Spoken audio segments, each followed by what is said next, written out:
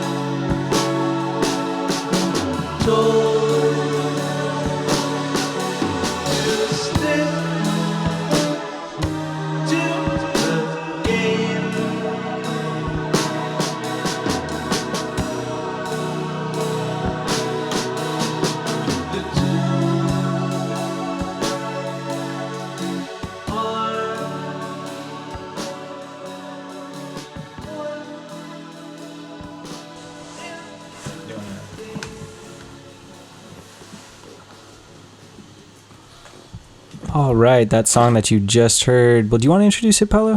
What was that song that we just heard? It's called Impossible Rules. Impossible Rules. What inspired that title?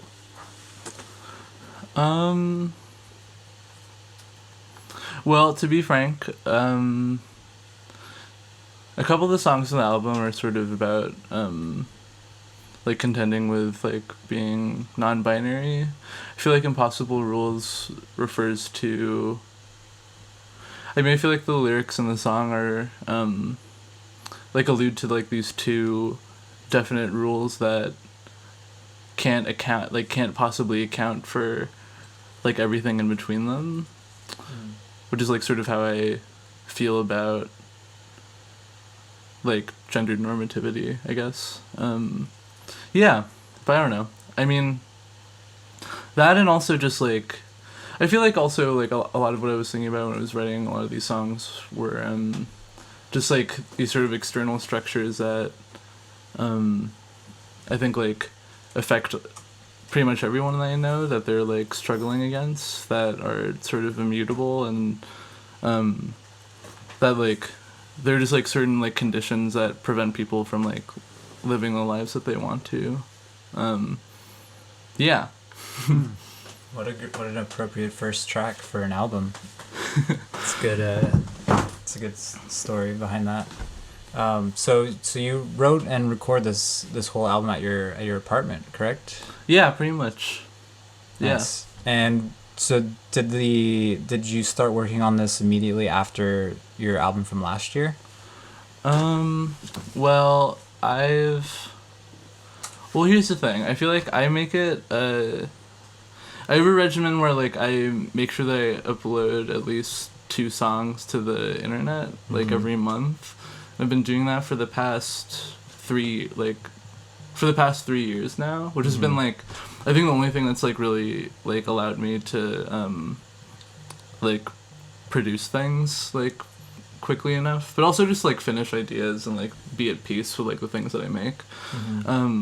So I feel like around this time, like every year, I just end up having like at least 12 songs that constitutes an album. So some of these things, like, yeah, I'd been writing like sort of since, I mean, that particular song is like pretty old, but yeah, I don't know. Yeah, I like try to like make sure I stay consistent with that stuff.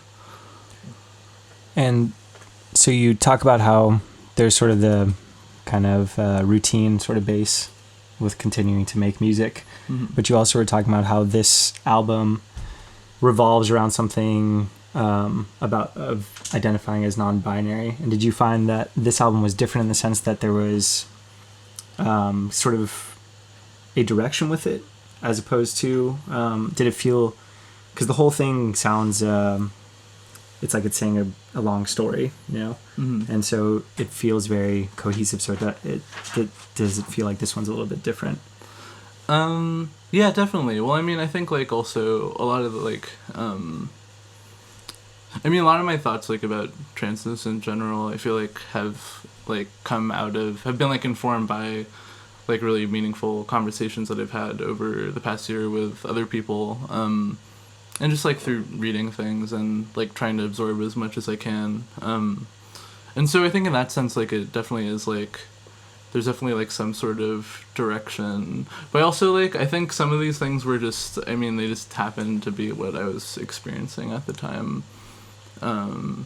And this past year has like definitely had a few lows, but I kind of felt like that was true for everybody around me. I don't know if like you two experienced that. What do you mean by that? Like lows, just What time period are we talking? I mean, like just like the past year. I mean, I think like It's been kind of a weird year. yeah. I can see that. Yeah. I mean, the past couple of years have definitely been like very strange years. I think Yeah. like in some sense like because it's like on a, you know, like on a national or like global scale. But I think also it coincides with, I mean, like a lot of us are just like it's, you know, it's like a little cliche to say this, but like, I mean, because like a lot of us are sort of in these like still like very formative years of our lives, I think like a lot of like new kinds of problems arise. I think like our generation is still like trying to figure out how to like envision a future for ourselves that isn't like completely fucked. And I mean, like, I think especially also because like, I mean, you know, everyone in this room or like is like, you know, trying to, well, I'll put it this way. Sorry to just like get right into it. Let's get into it. I feel like I don't know, how do I put this? I mean, I think a lot of the album is like about like sort of confronting this like thing about LA, which I don't know if either of you like share this opinion of it, having like grown up here, but I feel like a lot of Los Angeles is like about like, a lot of it is like really, it's like about metonymy. It's like really symbolic, you know? It's like this place that people, it's sort of like an old-fashioned narrative at this point too. It's like maybe a little antiquated, but it's like this place that you move to make it, you know? And like, Right. it's like notion that everybody like has like a screenplay in their back pocket. And like, I feel like there's like this common narrative here where it's just like you live amongst like struggling artists who are really struggling, and like the things that they're struggling up against are getting like more and more insurmountable. Just like, you know, like identifying like a means of like being like a successful artist or like or someone that like can contribute like meaningfully to like art as a whole. But I mean, I feel like what I really like, I mean, like what I like about you guys, for instance, is like, I mean, like even what you're doing here is like, I mean, like a lot of people that I met through Lava and a lot of people that I like met when I moved to LA, like sort of challenged some of these ideas for me, just because like everyone's been so open and inclusive. And I mean, like when you're an artist sort of out like of like our, like when like you're an artist like at where we are, like somebody listening really carefully to what you make is honestly incredibly valuable. And like doing something like this where you just like have people on and like listen like really closely to their music and talk to them about it is something that's like really rare for people to have. I mean, like I don't want to take it for granted, you know? Yeah. Like I think those are like things that like feel really uplifting and sort of like the only things that like allow me to feel secure as an artist here, because so many other things about it are so difficult. I think like most people just want to be the kind of artist where, like, I mean, before I came here, like I smashed my laptop screen, and it's like, and it's stressful because like this machine, like I'm so tethered to this machine, like it's like the only way that I can like actually like it holds like all the music that I've made like over the past year. And like I think, you know, most people just want to be in a place where like that doesn't need to be at the end of the world for them, that they can like afford to repair it or afford to save it. And I think like that sort of that pressure is like at the heart of like what causes so many people to feel discouraged or I don't know, or like lost, I guess. But yeah, I don't know. That was a lot, but Yeah. It's good that you broke your laptop right at the end of an album cycle, so there was True. no potential. Are there any potential losses of new tracks? Well, a couple of things, but I could probably recreate them. I mean, it's I don't know. Yeah. No, it's true. It's very lucky. I thought it was like over, but Yeah. Well, something that you mentioned a little bit was kind of throwing artwork into what kind of feels like the LA conglomerate. You know, there's just what you're talking about is there's so many people creating and there's so much output constantly going on, and it's kind of I felt like you're implying that it's kind of throwing it out into the void. So how do you say that you kind of perceive everything that's happening to us and then turn it into something as beautiful as Tales from Martywood? I mean, a lot of the album's just like personal processing. I mean, like just I think like just trying to treat making music as like a cathartic practice or something like that. I mean, I don't know. I don't think I speak for everybody. Like, you know, I think like, I mean, also to be clear, like, I think like making this album as a whole was like a really collaborative process with Matt, you know, who, for anyone listening who doesn't know who I am or doesn't know who Matt is, I can't imagine. But, you know, Matt is the person who mixed the album, spent a lot of time on it. We both contracted something like the flu in the last 2 days of, this is a tangent, but I mean, like, the whole, like, releasing things on June 22nd is, like, only, like, it's super arbitrary. It just so happens to be the date that, like, I first put something up on the internet, and I just, like, have wanted to make like an anniversary out of it, but it like doesn't really mean anything. And so like but Matt still was like very committed to like releasing it by June 22nd, like as committed as I was. And the very last day that we were working on it, we were both like really sick, and at first he said he didn't want to come over to work on it, and I was like, that's totally fine. And I drove to his house to like pick up his computer just so I could like finish mixing it without him, which I don't even know how to begin with that stuff. So but he insisted on coming and said that he was better. And I remember there was a lot of just like both of us like there was this one moment where we were like working on one of the songs, and like we were both like we were like two old dogs. Like I was just like sitting on the couch, like sort of slumped over, and Matt was like lying on top of his laptop, and we were both like half listening and half falling asleep. And like it was a really like but in spite of all that, like he still stuck it out, and he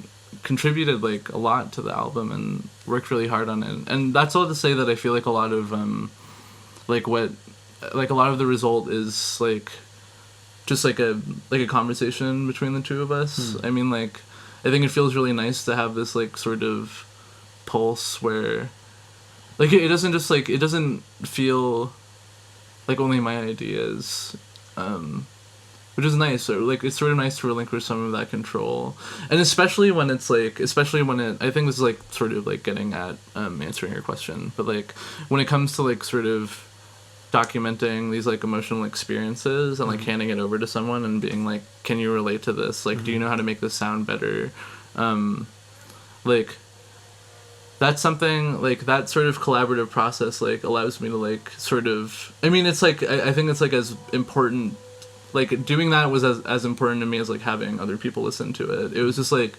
really, it was like incredibly rewarding to have somebody like actually relate to what I was feeling or going through, and like be able to respond like in a way that felt very like, you know, measured and yeah, I don't know.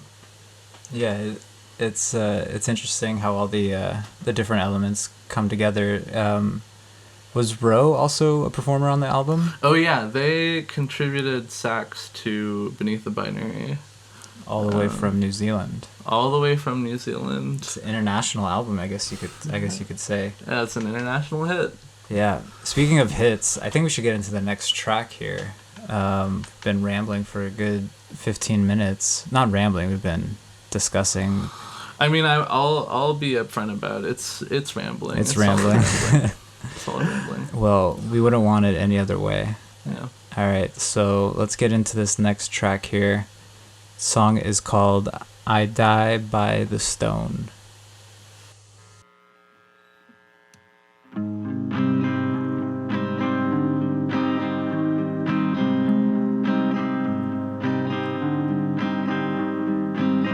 I've got the who, I've got the what trash, I've got the how, where stain, I've got the stone, but call it me.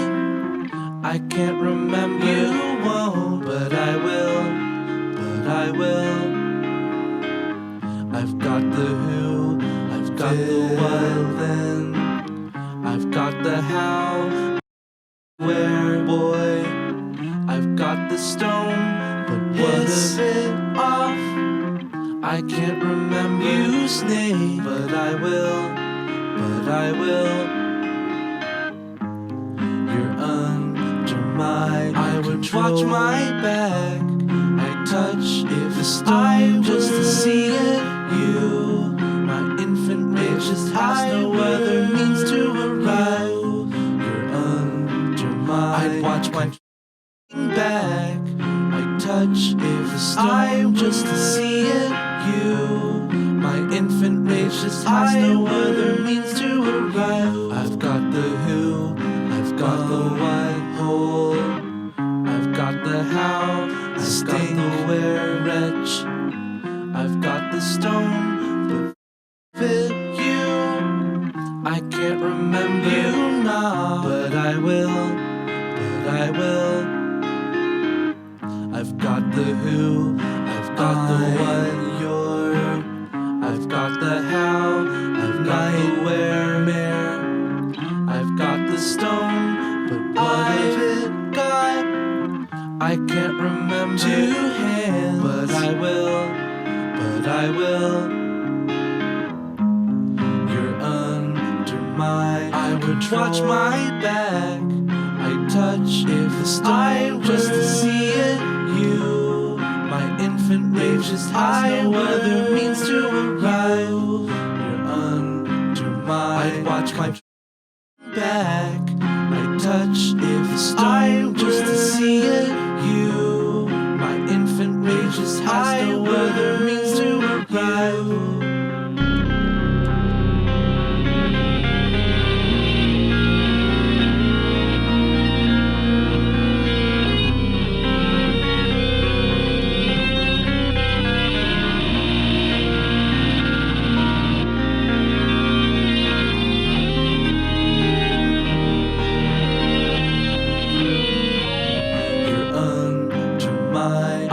Watch my back. I touch if the stone just to see it. You, my infant rage just has no other means to arrive. You're under my, I'd watch my back. I touch if the stone just to see it. You, my infant rage just has no other means to arrive. I touch if the stone just to see it. You, my infant rage just has no other means to arrive. Okay, we are back with Lava Radio on KZUT 99.1. Thank you so much for listening. If you're just joining us, we have Goose, Pimple on the show, talking a little bit about their most recent album, Tales from Martywood. We're also going to get into some trivia. That last song you heard was I Die by the Stone, which is slowly becoming an anthem. And when you played it live, I don't know if you noticed, but everyone was singing it That's really sweet. At that time at Ham and Eggs, it's a really good song, and Thanks. I think it encompasses a lot of the music that I've heard you release in the past, as far as recording techniques and sort of elements that I find running through a lot of your music, which is heavy panning, and the play of spacing in the audio spectrum, which is really makes the music enjoyable to listen to and interesting to listen to. Today I was listening to it and I unplugged one of my speakers and I lost half of your vocals because it was all in one speaker, and I think that's super interesting. So I want to hear a little bit about your recording process and what kind of dictates those decisions when you're actually making the album itself. That's a cool question. Well, I mean, for that song in particular, I was really inspired by oh my gosh, there are like a couple of different artists or songs that like do that, where it has like two like both like vocal lines like function as like counter melodies to each other, and they take up like equal amount of space. I can't remember the name of the Halo Benders. It's like Doug Marsh from Built to Spill and Calvin Johnson, I think, and they both like sing simultaneously, and it's almost like they were both given the same like instrumental track and asked to like write a melody over it, which I think is like a really compelling idea. And yeah, I don't know, I just wanted to do that. I was also like, I don't know, it's like I like kind of liked having this, like it's like a fairly like angry like song, and it feels like good to sing, but also doesn't really feel like me, and it's like nice to like fictionalize different characters for those two vocal tracks. But I mean, a lot of like the panning stuff in general is just like me being like, I mean, I'll just like be honest, like it's like me being like an amateur and like not really like I mean, I don't know, just like doing things I think that are probably like unusual, or like maybe like more like well-trained sound engineers would like snub their nose at their fancy little piggy noses. Yeah, do you see it that way? Because I see it in, there's so much clarity in the recordings. It's so clear, and like there's so much that's kind of what I was saying from the very beginning, where like the silence sort of thing, it's almost playing off of the silence, because when the elements come in, there's silence around it. It feels like everything's setting so nicely, you know. So I'm just praising. No, that's like that's a nice thing to say. I mean, it's just like I mean, when I record it, like I feel like I have very little control over how. I mean, like that's sort of like how I feel like that's why I like hand it to Matt to mix, because I feel like he can like sort of, I mean, like some of the things that you're talking about might be like a result of like conscious like decisions on his part in terms of like spacing things. But I mean, I tend to record things like in like 2 takes or something, and I've only like ever really used that microphone basically. And like I don't know, I mean, do you record the drums at home by yourself? The drums on the album are like both me and Matt. The stuff that's a little bit more complicated, definitely Matt. The stuff that doesn't sound like it's just somebody really clenching their teeth and trying really hard to not play off beat, that stuff is me. Okay. But yeah, I don't know, I mean, yeah, I am really lucky to live in a place that lets me like that allows me to record in this kind of a way. But I mean, it's like lucky times to be somebody who is recording music. I mean, obviously, like there's still like a sort of like like sort of a cost to enter. I mean, like I think like you still like things still cost money, which really sucks, obviously. But I think like you can achieve some really like pretty impressive things with like very little, which is pretty cool. Absolutely, yeah. And you can torrent stuff, which is you know. Yeah, it's amazing what technology can do with simple bedroom recordings. So you get some of the biggest albums now. Yeah, exactly. I mean, I think it's like I don't know. I mean, like I think artists, like, I mean, this is, again, whatever, this might be obvious, but I mean, I think like artists like Alex G and stuff, like I feel like it feels so I mean, I really hate to tie all of this to a platform, but I mean, I feel like there's this sort of like I'm gonna really regret saying this later, I think, but I feel like there's this like Bandcamp like generation of music and or just like totally. And by that I just mean like the way that music is distributed and like uploaded online, and like the accessibility of these platforms is something that I think is really pretty amazing, that but also like pretty scary, because now we're just like oversaturated with things to consume. And like it's really hard to listen to everything, but at the same time, I mean, like I think the fact that like, you know, you can go on Bandcamp and you can hear like these really intimate recordings of somebody like that they maybe made in their bedroom, or like, you know, like sort of that like lacks like the polish of something that was maybe, you know, like more well produced. Like I think that sort of intimate connection is something that could only have been facilitated by like the platforms that we have access to now. So I mean, that's pretty tight. Definitely. And I'm doing the hang loose sign for anybody listening at home. It's definitely way more accessible, way easier for people to express themselves, for sure. Yeah. May I express myself freely? Please Absolutely. do. I would love to play some trivia with Paolo. All right, let's try it. Yeah. Let's try it. Are we going to do a minute on the clock, and all three of us go for it, and then we see who wins that way? Wait, are they multiple choice? Some of them are. Yeah. Some of them are? Yeah.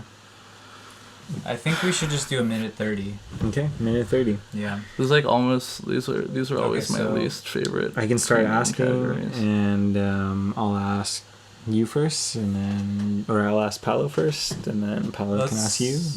Okay, yeah. Or we could like alternate, I guess, like yeah. who gets to do it first. All right, so I'm just going to go down the list. This is a game of Trivial Pursuit. Paolo's going to go first. There's going to be a minute and 30 seconds on the clock. Are you ready, Paolo? Yeah, let's do it. We're going to start in 3, 2, 1. How many nations make up the Commonwealth of Nations? 13, 33, or 52? Wow. The Commonwealth of Nations. Well, the word wealth makes me think big. So that makes me think 52. You got it right. That's Wow. correct. I'm going to switch the card because Yeah. we've had that card before. In which country would you dine from a smorgasbord? We've had. In which country would I dine from a smorgasbord? Yep. Maybe a country like Norway. We'll come back to that because I lost the card. Okay. Which street was occupied by a movement based in Lower Manhattan Zuccotti Park? Oh, crap. Can I say crap? Yeah. Yes.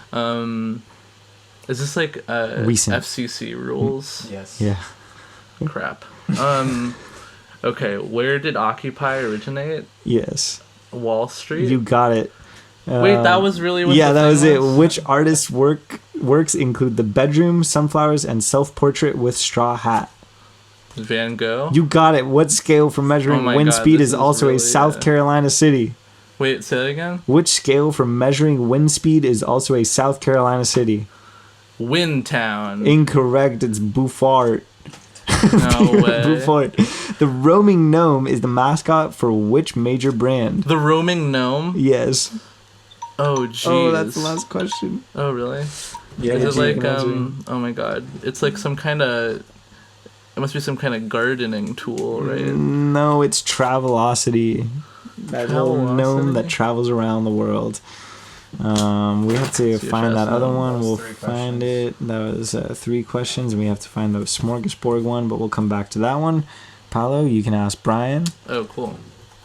And get a minute and 30 seconds on the clock. All right, starting in. Are you ready? So you just ask the question and then ask the next one down. Just stay on the same card. Okay. Okay, starting in 3, 2. Before Hollywood, which New Jersey town was a center for the motion picture industry? Ooh, topical. Oh. I'm gonna go with Atlantic City. No. So wait, do I say what the answer Yeah, is? say the answer. Fort Lee. Of course. The 1980s hit film Pretty in Pink was based on a song by which band of the same name?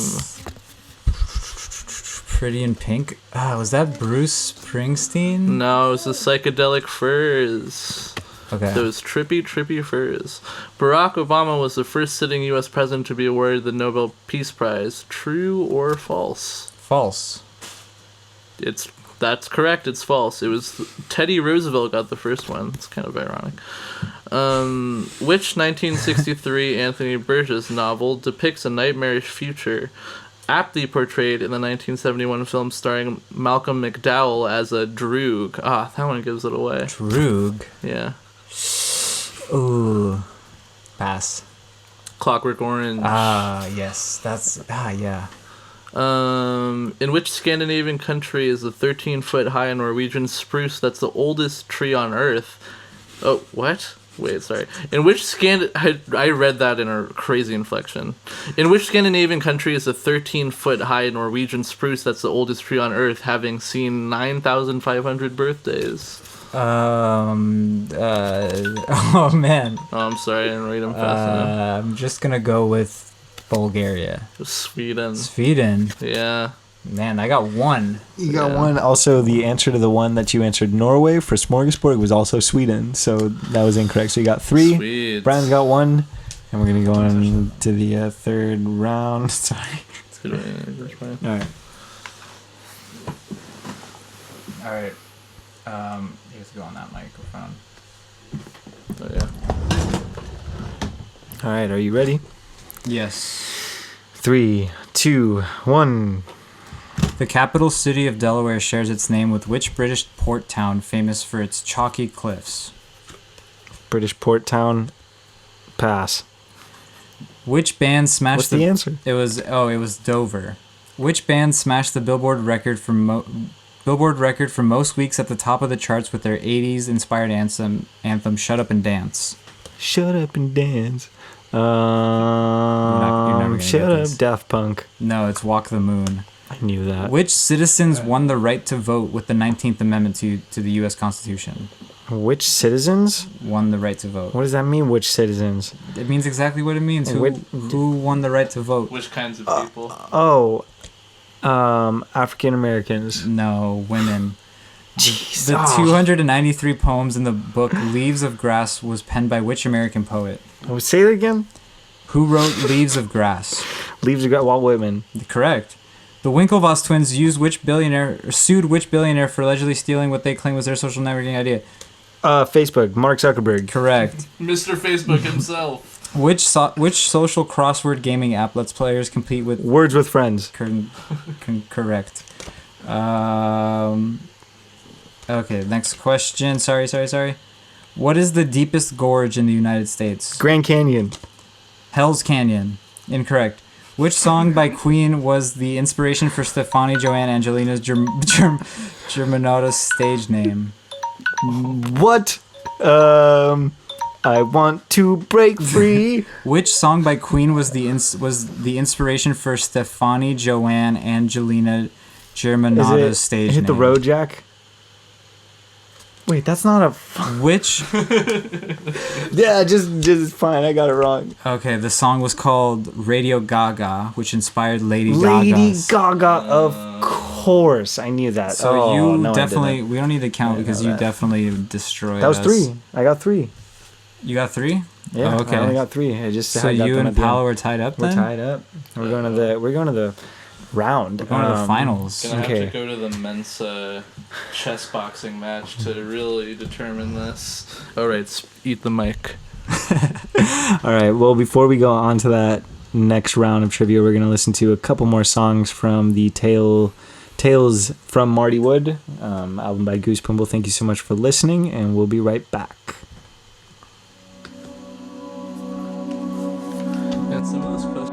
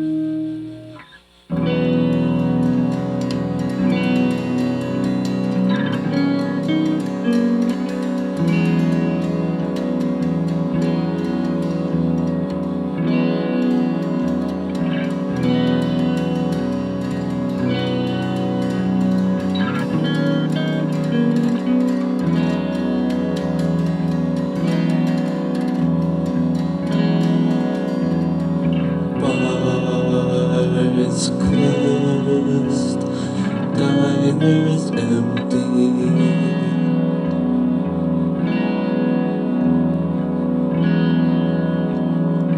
Head first into Sunday.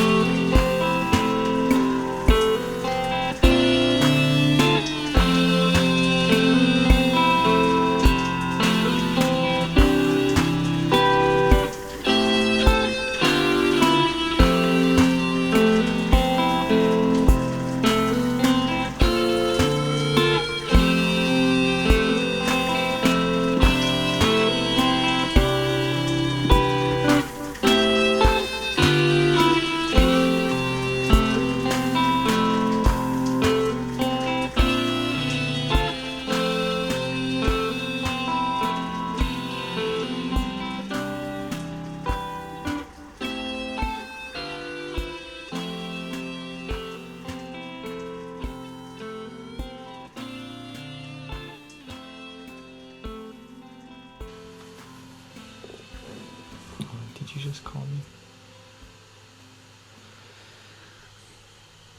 All right, and we're back. You are listening to Lava Radio, and with our special guest, Goose Pimple. That track you just heard was called Kingdom Hearts, and right before that, we heard Slow Power with an exclamation. And that song, Slow Power, Paolo released a music video for, made by their partner, Ellie Tremaine, which I absolutely loved. Thought It's beautiful. If you're near a computer, go check out Slow Power by Goose Pimple. It's so good that I would encourage you to, even if you want to mute my song and play a different song over it that you think might go better with the video, then you're free to do that too. It does sync up with Call Me Maybe, funny enough. Oh, really? It does, yeah. Well, there you have it. Yeah. Just more fodder for that. Yeah. Go give One her some amazing more song. plays. Nothing I Do will measure up to that gem. I don't know, you got some good pop songs. Yeah, well, trying to get on there, trying to get on those charts. Yeah, speaking of charts, what's in store for Goose Pimple? Nice. What can Like as in like charting ahead. That's pretty exactly. good. I don't know. I'm still working on music. Well, I also I've been trying to. I gotta stop doing it. I keep doing this as a just like a Paolo's resting kind of making face. like a piggy face. Kind of making a pig. I got a resting piggy face. And it's afflicting me real bad. Anyway, what was I saying? Oh, right. I've been trying to record with this like full orchestra for a while. Well, I have to arrange all the parts, and I was gonna record it at do you know that studio? I don't even remember the name of the studio. Anyway, it's my friend's studio, like in like out in Hollywood. I've been gearing up to record there for a while, but I've just been like saving up money and like coordinating with all these musicians, but it's really intimidating because like first of all, I don't know how to write sheet music, which has been like a really slow learning process, and then also like I haven't written for many of these instruments before. Like I've been watching like a lot of YouTube videos on like what a bassoon even is, like what range of notes it actually plays in, and it's been pretty interesting. But it's like I don't know, a lot of it's new to me. But I'm hoping to like finish something by the end of the year.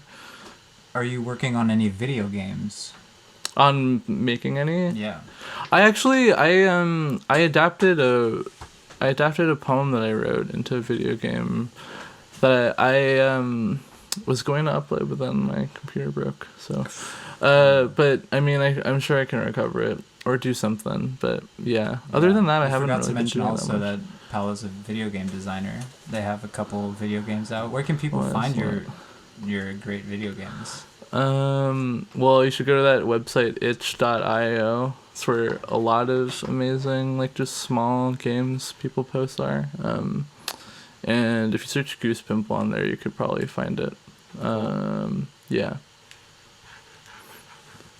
But. And nice. I always love your video. Do you ever incorporate music with video games, or you just keep it? How do you mean? Do you incorporate your music? Do you soundtrack it or anything like that? Or do you make music for it specifically, or? Oh no, but I did like feature a couple of my friends' songs in the last one that I did, just because I thought they were particularly cinematic. I mean, I honestly feel like that's something that, I don't know, this is a whole other conversation, but I feel like that's just like such an untapped, like there's like, I feel like the world is really lacking in like meaningful collaborations with musicians and video game designers. Like it's pretty rare to find that people having that. Well, I mean, not to say that like there are plenty of video game soundtracks that are really amazing, but I don't know, I just wish more artists were open to that medium. You're talking about composing for video games or video games itself as a medium? Oh, that's interesting. Both. Mm-hmm. Yeah, both. Yeah. I mean, there are plenty of like really amazing like music video games, and not just Guitar Hero, but like that's a good one. Which is a pretty good one. That was the one. There's also Rock Band. You had you had your Rock Band, your Definitely. Rocksmith. Rocksmith. Yeah, that What was was that? that was the one that like converted a real guitar. It had like 6 strings. Oh yeah! Oh my Yeah. gosh! I never played that. I never played that one either. Oh my god! I used to really love Guitar Hero. Yeah. Shred away. Yeah. Should we play this last round of trivia real quick? Get into Okay, yeah. this? Let's do it between you and Paolo because I'm leagues behind. Okay. And I'm so afraid of being exposed. I feel like I'm gonna get caught on something really embarrassing that I should know. Okay, I'll be the question master because You got a minute on the clock? yes, so there's just some 60 seconds this time, and I will be asking Paolo first. Okay. Paolo, are you ready? Let me just give me a sec. Okay, you're I'm ready. Yeah. Okay, you're ready. I'm good. All right, starting in 3, All right. 2, 1. What landmark known as Le Paus in Paris is a 40-foot high bronze sculpture of what body part? Of what body part? Body part. Body part. Le Paus. What body part? It's France, you say. Le Paus. I don't know. Is it a big hand? Close. It was a thumb. Who called Hamilton Oh. brilliant and the only thing that Dick Cheney and I have agreed on during my entire political career? Lin-Manuel Miranda. No, President Obama. In 1981, which historic Republican appointee joined the United States Supreme Court? I'm sorry. That was just like a mess of words. Sorry. To me. Which My- in 1981, no, which it's okay. which historic Republican appointee joined the United States Supreme Court? I'm never gonna know. I don't Okay. think. Who was it? It was Sandra Day O'Connor. Which wouldn't NCAA guess football team won the first championship under the college football playoff system? You The big guys. you could actually, I think you could guess and get this right actually. Say that again. Which NCAA football team won the first championship? It's a state you've been in before, and you have to answer it very soon. The Cleveland big guys. Okay, I'll give that one to you because it was Ohio. Okay. Okay, So let's that get was into one. this. That was one correct. All right. Second round, Okay, real quick, in second 3, round. 2, 1. Which mythological horned creature is the national animal of Scotland? Unicorn. Correct. What? Really? In which No Holds Barred podcast does host Mark Maron confront celebrities with the really tough questions? Oh my God. Tough questions with Mark Maron. No, it's WTF. WTF. Which big gift requiring much assembly was packed into 214 crates loaded onto the French ship Isere and sailed to New York? Statue of Liberty. Correct. What is the name of the time-traveling protagonist in Diana Gabaldon's Outlander series? Pass. I don't know. Elon Musk named his electric vehicle after which legendary Serbian-American scientist? Nikolai Tesla. Correct. 2,000 miler is the name given to a hiker who completes which epic U.S. trail? The PCH. No, incorrect. Okay, George Washington was first. Okay, do you want this? Yeah, sure.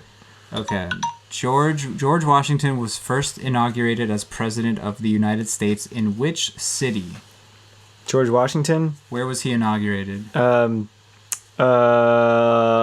The answer is Charlottesville, Virginia. Incorrect. Not even in Virginia. The answer is New York City. All right. Well, that has been our show tonight. You've been listening to Lava Radio. We've had our lovely guest on, Goose, Pimple. Discussed a little bit about their new album, Tales from Martywood. Check it out on Bandcamp. Is it on Spotify, SoundCloud, any of those stuff? Just check it out on Bandcamp. The future of independent artists, as we discussed earlier. You can follow us at LA Valley Art on Instagram. You can email us your submissions at lavalleyart@gmail.com. Thank you so much for listening, and have a good night. Say bye, everybody. Bye, everybody. Bye, everybody. Thanks for coming on, Paolo. Thanks for Thank having me. you. Floated by this, dressed to its knees, moonlight filtering in. I wandered in me,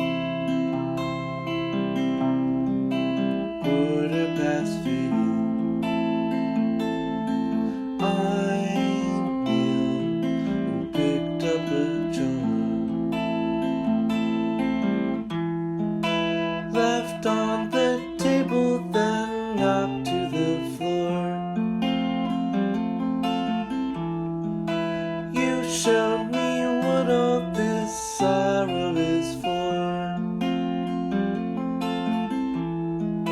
Brought by my fantasies, I wanted still some more. That wasn't true. This lonely too. Shambling grace, a bird loses face, flying, clipped to the dawn, and slowing my pace. I gave up the race, went back hovering along, left on the table, then knocked to the floor. You showed me what all this sorrow is for.